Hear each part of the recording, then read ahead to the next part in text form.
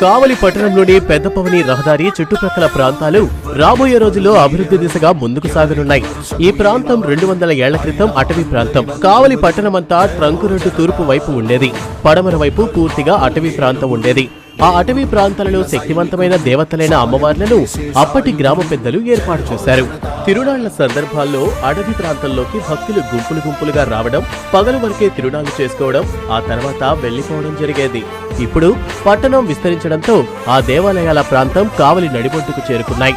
కలుగోల శాంభవి అమ్మవారి దేవాలయంతో పాటు Lata theatre centre, Poleramma, Gangamma, Ankamma దేవాలయాలు ఏర్పాటయ్యాయి. 80 ఏళ్ల క్రితం ఆ దేవతల మధ్య శ్రీ పోతులూరి